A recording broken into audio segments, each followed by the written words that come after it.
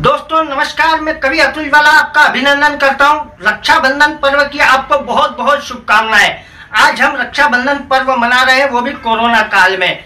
हम आपके लिए शुभकामनाएं प्रेषित करते हैं कि आपका ये रक्षाबंधन पर्व हर्षोल्लास के साथ मने। आप देख रहे हैं कार्यक्रम प्रेरणा के स्वर।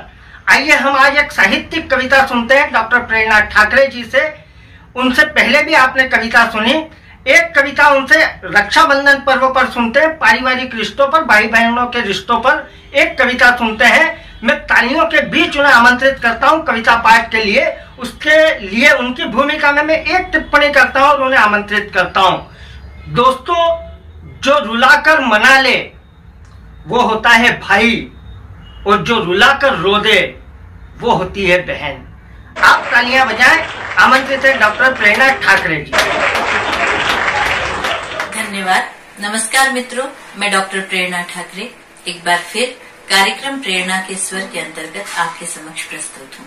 सबसे पहले तो आप सभी को रक्षाबंधन के पवित्र त्योहार की ढेर सारी शुभकामनाएं। मित्रों, ये त्योहार कोई बंधन नहीं है, ये पर्व है एक आस का, एक विश्वास का, एक एहसास का, एक आभास का और एक वचन का, जो एक भाई अपनी बहन को देकर ये कहता है कि तू जी अपनी जिंदगी, मैं एक सुरक्षा कवच की तरह हमेशा तेरे साथ हूँ। बचपन के जो लड़ाई झगड़े होते हैं ना, रूठना मनाना, वो एक खेल होता है, लेकिन बड़े होकर कहीं यही खेल एक रंजिश का रूप ले लेता है। तो आइए, यदि आज आपके दिल के किसी कोने में अपने बहन या भाई के लिए थोड़ी सी भी रंजिश हो, तो मेरी कविता सुनिए और सारे गिले शिकवे दूर कर दीजिए। मैं सादर समर्पित करती हूँ, सुनिएगा। कविता अनुज। सुनिए। अनुज, तुम बड़े हो गए, अपने पैरों पर खड़े हो गए। अनुज, तुम बड़े हो गए, अपने पैरों पर खड़े हो गए। बदल गए तुम्हारे मेरे बीच विषय, बदल गए तुम्हारे मेरे बीच विषय। परिवर्तित हो गए बातचीत के आशय, बदल गए तुम्हारे मेरे बीच विषय। परिवर्तित हो गए बातचीत के आशय। कभी लड़ते थे हम 3 पहियों वाली साइकिल के लिए।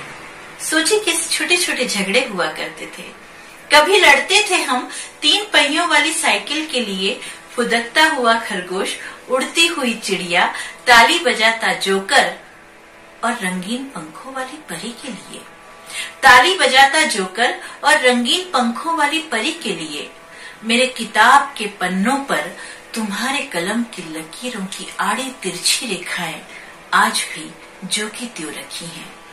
मेरे किताब के पन्नों पर तुम्हारे कलम की आड़ी तिरछी रेखाएं आज भी जो की त्यों रखी है। कोने में पड़ी थी इक्के वाली गाड़ी, तुम्हारी स्मृतियों से ढकी है। कोने में पड़ी थी इक्के वाली गाड़ी, तुम्हारी स्मृतियों से ढकी है। जो खोल देते थे बार बार चुटिया का लाल रिबन, अब भी संजो कर रखा है। जो खोल देते थे बार बार चुटिया का लाल रिबन, अब भी संजो कर रखा है। जो सना था तुमने कीचड़ में नया गुलाबी फ्रॉक, अलमारी में धोकर रखा है। जो सना था तुमने कीचड़ में नया गुलाबी फ्रॉक, अलमारी में धोकर रखा है। वो बचपन की यादों के कटोरे अब भी आंखों में घूमते हैं। वो बचपन की यादों के कटोरे अब भी आंखों में घूमते हैं। देखो बरगदों की शाखों पर आज भी हम झूलते हैं। देखो बरगदों की शाखों पर आज भी हम झूलते हैं। गर्मियों की आम रोटी आधी आधी बांटते थे, हर चीज का आधा हिस्सा होता था। गर्मियों की आम रोटी आधी आधी बांटते थे। कांटों वाली झाड़ियों से पक्के बेरी छाटते थे। लेकिन आज समय का अभाव हमारे कोमल भाव छीन रहा है। लेकिन आज समय का अभाव हमारे कोमल भाव छीन रहा है।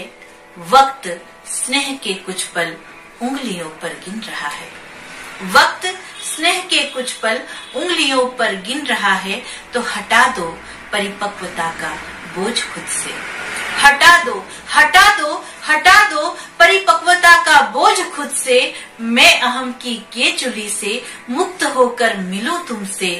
आओ अनुज, आज यूं मिलजुल कर हम बरसता सावन बुलाएं। आओ अनुज, आज यूं मिलजुल कर हम बरसता सावन बुलाएं। कागजों की किश्तियों का कोमल सा बचपन बुलाएं, कागजों की किश्तियों का मासूम सा बचपन बुलाएं। बहुत बहुत धन्यवाद। यदि आपको मेरी कविता अच्छी लगी हो तो लाइक कीजिए, शेयर कीजिए और आज के दिन अपने भाई या बहनों को ये कविता भेजना मत भूलिए। ये आपकी ओर से एक उपहार होगा। मिलते हैं अगली बार फिर एक नई कविता के साथ। धन्यवाद।